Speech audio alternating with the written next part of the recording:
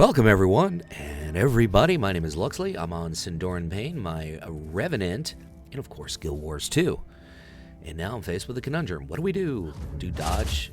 Now I know how to dodge. I learned how to dodge. I'm so happy. Question is, how do you get out? You dodge your way out. Ooh, missed the spikes. Interesting how those little graveyards are right by there. I don't know if you guys noticed that. More painted elegance of Guild Wars 2. Now we have to do something. They're stinky, gangly, and bad-tempered. I love them. Sounds like my ex-girlfriend. Stinky, gangly, but I love them. Lots of negative stuff. So now we gotta fish out the moas. More moas. Moas or bandits are in these bushes. Here's a bush bandit.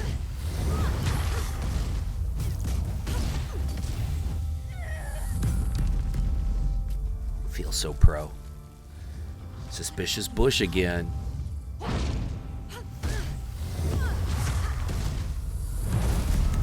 As you can see, I'm popping some combos down. Combos are just a way of just getting a little extra damage or a little extra CC, and it really, really makes a difference.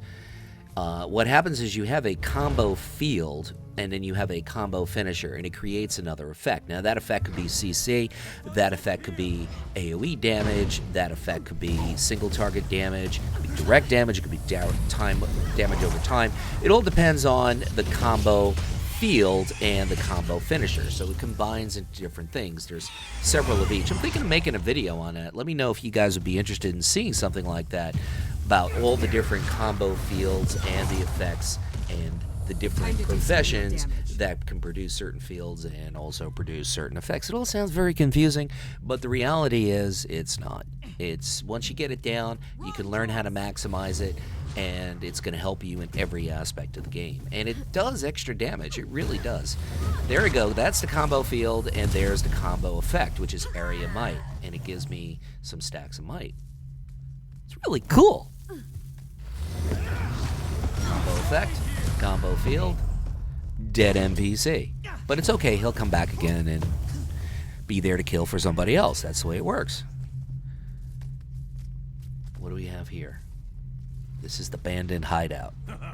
You're kidding, right? They always say that. They're like, ah ha ha, you're kidding, right? It's like they're wannabe Jokers from Batman. Or they sometimes say, tell me what they also sometimes say. No, you don't want to say it. Okay. You're dead. I'm dead. Oh, look who's talking. Takes one to know one, bro.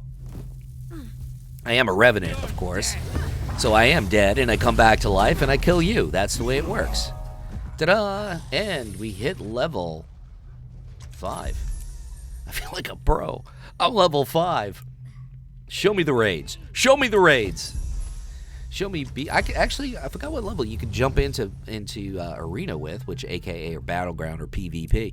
You could go in on any level, pretty much. I think it's level 10. Not 100% sure.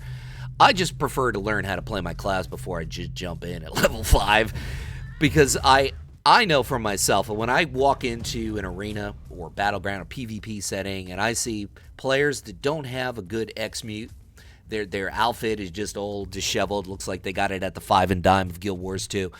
I have a sigh. I have the /sigh, because I know that these guys are new. They either new to the game, which isn't going to be much of a contribution to my team, or new to the class, which is also not going to be, or should I say profession, not going to be that much of a contribution to the team either way. So when I see that, I know right off the bat immediately that they're not going to contribute. Let me know if you feel the same way, or is that just me? When you see somebody in an arena match, in a PvP instance, and you see that they look like their clothes or their outfit is just, from the local 5 and dime in Guild Wars 2. It's like hand-me-downs of hand-me-downs of hand-me-downs, and nothing is pattern coordinated or color coordinated, and they just look like they're completely lost. But leave it in the comments. Let me know your thoughts about that. Because if somebody does have a really cool looking X-mute, whether it's gear they got in game or outfits they purchased or just something they put together, whatever it is. The fact is, you just get a sense that they have a sense of pride about what they do. And when people have a sense of pride of what they do, they generally want to look good, they want to play well, and that usually shows up. I mean, even if they make a mistake, they're willing to learn from those mistakes as quickly as possible. That's something with myself. I'm human like the rest of us. We all, there's an old cliche that is, if you're sucking at something, it means you're trying. And we've all been there. Nobody comes out of the womb and, from day one and says, okay, I am now the CEO of Home Depot and this is what we're going to do. No, it doesn't work that way. You don't pop out of the womb and all of a sudden, that stops the Centaur hey, I'm talking. Why are you reaching interrupting divinity's me? reach. We Seraph bleed and sweat every day to keep it that way. But the constant combat takes its toll. We're exhausted. At any moment, the Centaurs could gain the upper hand. Please, help us fight them. That doesn't sound as important as what I was saying. Sorry, but it doesn't. But the point is that if you have take a certain pride in how you look and what you do, you're going to be growing. You're going to be working at something. You're going to be trying to improve. You're going to be getting better. And it all starts with sucking. Everybody sucks when they first start something. Very, very few people. And this is like the Mozarts of the world. This is the Albert Einsteins of the world. This is the, Jim Thorpes of the world. They just, Mozart saw a piano and he could just play. And Jim Thorpe was an athlete at the turn of the century, not 20th to 21st. We're talking 19th to 20th century, who was just excelled in several different sports and was a famous Olympian. I mean, you just don't hop into something and be great at it. It takes time. It takes effort. It really does. It's not something that just comes naturally. For the majority of people. Yes, there are people who are the exception, but most people are not the exception. So when you first start to play a game, you're going to suck at it. And maybe there's just something generic that you improve and it clicks for you, or maybe you play a different profession and it clicks for you. And I think that's part of what happened with me. I was doing some PvP. I was playing mostly Guardian. I was playing Ranger. I was playing Thief. Mostly, I would say around Ranger and Thief. I was playing those two professions the most. And my win rate was 42%. A mix of unranked and ranked PvP. And then all of a sudden, when the season ended, I decided I'm going to play my engineer, because I just wanted to do something different. That's what I like to do. Looks like she's DC'd. That's the old windmill DC. That's what I call it, running in place, the windmill. What am I talking about? That is the treadmill effect, not the windmill effect. The windmill effect is something completely irrelevant. I don't know why I have these braingasms in my head sometimes. But what I was saying is I like to play different classes in any given MMO, whether it's World of Warcraft, WildStar, especially Guild Wars 2, because I find the animations absolutely beautiful and almost like a form of poetry. But that's just me. I don't know if everybody else feels that way. But I really, really dig the animations of all the different abilities and spells and different classes. I think it's a very, very unique aspect of Guild Wars 2. It's immensely, immensely immersive for me. The visuals as well as the sound effects. So I like playing different professions in the game. And I decided, okay, now that the PvP season is over, I got to the mid-tier, the third tier, whatever that is. And we'll get to that in another day. I think that's the Sapphire tier, the third tier. But, for a guy who's a complete rookie to get mid-level Sapphire, I think was pretty darn good. Just doing it with random people and playing different professions. If I focused on one profession, I might have been able to get to Ruby, but I kept switching things up. Yay! Best regards. I get a nice little note. Maybe they'll send me a Christmas card this year. Who knows? My point is, I like playing different professions. So I started playing my engineer. And I just went in with I was trying to put together a build for my engineer. And I really don't know what I'm doing. And when it comes to that, I mean, I'd appreciate any feedback that people could give me, because I'm in a learning process, and we could go through this together, but I didn't even get a chance really to put together my build. I just was, here's a build. You know, they give you an automatic build pretty much when you go into the lobby, and that's what I got. And I went in there and kicked ass. Kicked ass. Now, granted, I'm playing unranked, so I thought, okay, whatever. This is the blind squirrel finding an acorn that one given time. This is not going to be the norm. I ended up winning like 12 in a row. And an engineer just felt very fluid to me. It just made sense to me. Now, my win ratio, even though it's unranked, yes, I know it's unranked, but the point is my win ratio is 82% on my engineer. Okay?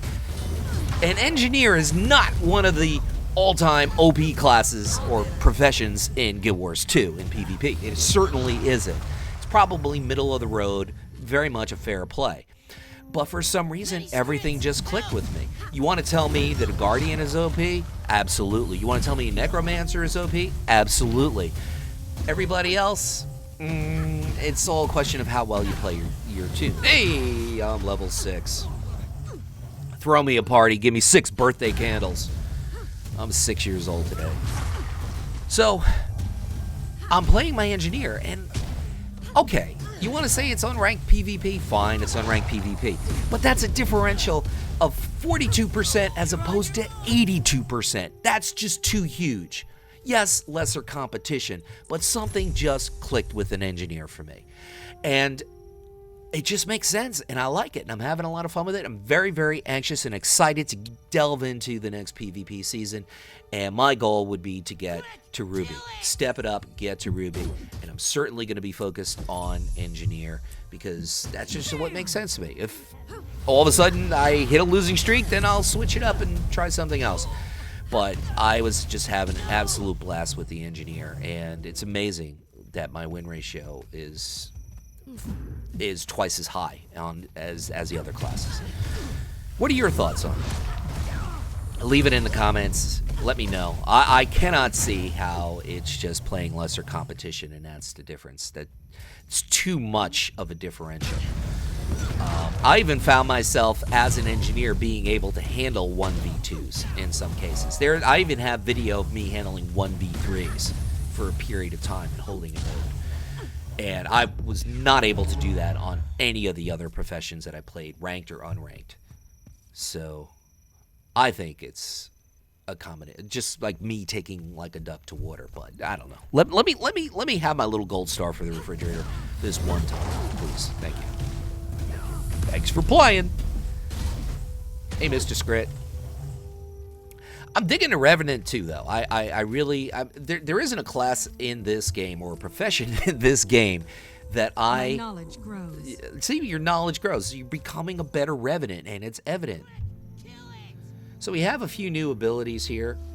This is a block ability, and then if you successfully block an attack, you get something called a shocking wave or a shaking wave. I'm not sure exactly. I don't have my glasses on, but what it does is it's an immobilizing effect. So it's kind of like a reaction, and then if you get the block, you have a counter reaction, another ability you can throw right back at him that immobilizes him. It's really, really cool. This area supplies a lot of the materials for Divinity's Reach and Beetleton alike. There are many threats to the workers, and any damage to them or their livelihoods could impact the entire region. We could use some help to keep things running smoothly. Okay. How much do I get paid? Do I get paid a lot? Do I get paid? What do I get paid? I don't get paid anything, really. I gotta get a better agent. I gotta get Donald Trump as my agent. He will negotiate a deal because he makes good deals. He will negotiate a good deal for me to save this zone here from the Skrit. Of all things, the Skrit. These mindless little mouse people. As you can see. I have no idea what he's doing up here, but this is what you call a hero challenge. And below, the Windmill King wants to fight it forsooth. he's very poetic for a little mouse, don't you think?